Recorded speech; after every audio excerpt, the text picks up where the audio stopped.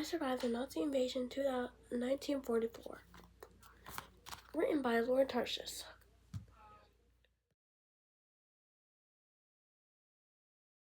I'm going to be reading the chapters 1 through 2 because I'm going to be doing two chapters a day, and the last one for one. Alrighty, here we go. Chapter 1. Chapter 1.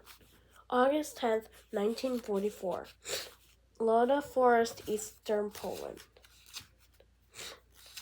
All across Europe, Jewish people were being hunted. Millions were already dead. But 11-year-old Max Rosen was determined to stay alive. Max thought that he and his little sister Zina would be safe in the forest. But now they were caught in a massive bombing attack. German planes roared through the sky, dropping 1,100-pound bombs that fell with shattering explosions. Kaboom! Enormous trees became flaming torches. Sparks showered down like burning snowflakes. Twisted metal and razor-sharp shards of wood blew up all around them. And this was only the beginning. Soon, soldiers with machine guns would stampede through the forest, hunting for people who had survived the explosions and fires. Anyone they caught would be shot on the spot. Max grabbed Zina's hand, and they ran for their lives. Their only hope was a nearby swamp. They could hide in the mud and slime and with the snakes and the snapping turtles and the razor-sharp grass. But then came the biggest explosion of all. Kaboom! The force ripped Max away from Zina and sent him flying through the air. His body twisted and turned. His mind swirled with terror. Smack! He landed in a ditch. He lay there, dazed. Was he still alive? But then there was a thunder and crack above. Max looked up just in time to see a massive flaming tree crashing down on top of it.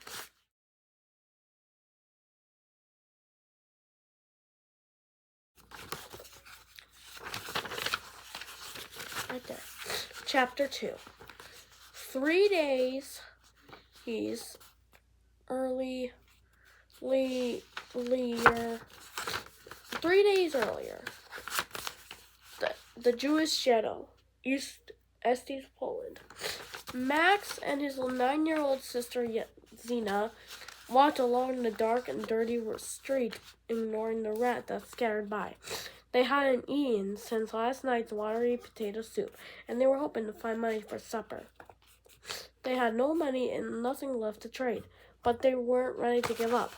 Suddenly, 2 German soldiers appeared from around the corner, their boots clicking sharply on the stone sidewalk. Max and Zina jumped into the gutter. Max wanted to curse these men, spit at them, and chase them out of his town.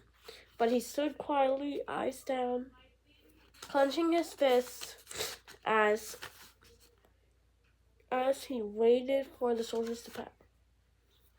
The men were Nazis, killers, soldiers of Adolf Hitler, Germany's leader. Hitler had started a terrible war. He had sent his brutal armies to invade countries all over Europe.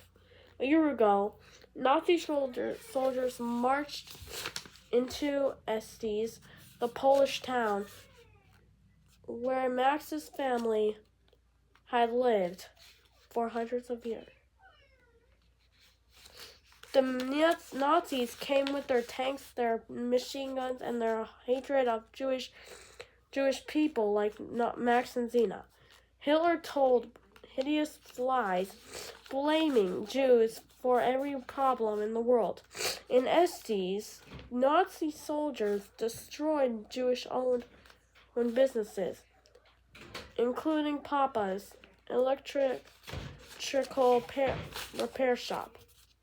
They set fire to the synagogue and ripped apart our sacred Torah, or scrolls.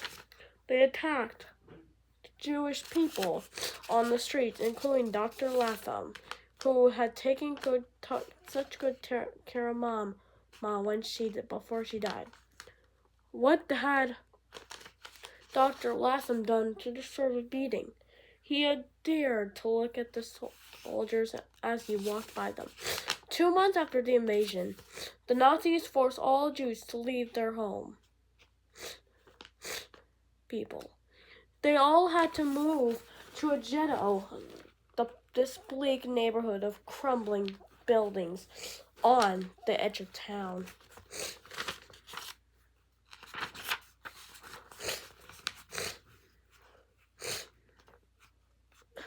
The ghetto was surrounded by a barbed wire fence and patrolled by Nazi guards and policemen. It was like living in a jail, but the worst was to come. A month ago, in the middle of the night, policemen arrested Papa and dragged him away. They took dozens of other Jewish men too. Nobody had any idea where they had been taken, but there were terrifying whispers about gunshots echoing through the hills around the town, about large trains that took Jewish people to prison. Some said that this was happening all around Europe. There were rumors that hundreds of thousands of Jews had been taken away and had never been heard from again.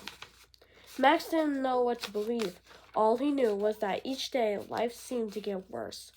He and Zena lived all alone now, in a small dark room that stank of garbage. As life got harder and harder, Max thought of what his Aunt Hannah had said to him just after the invasion. She put her hands on Max's shoulders and looked at him with her glittering green eyes. The Nazis want to take everything from us, she said in her clear and certain voice. Do not let them take away your hope. Max looked around him now at the woman limping past with tears in her eyes, at the ragged children slumped in the doorways. Finding hope in the ghetto was harder than finding food. Just then, Zena grabbed his arm.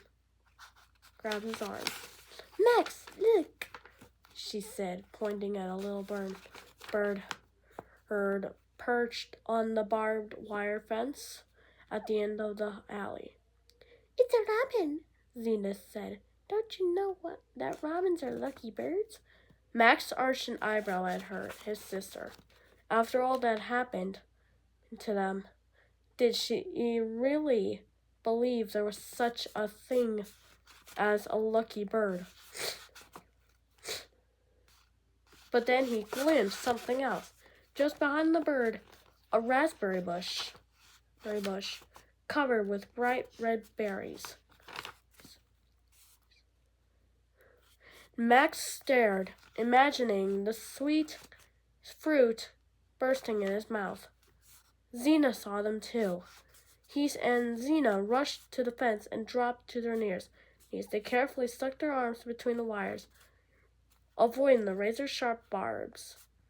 They stretched their fingers but couldn't reach a single berry. The bush was just a few inches too far away.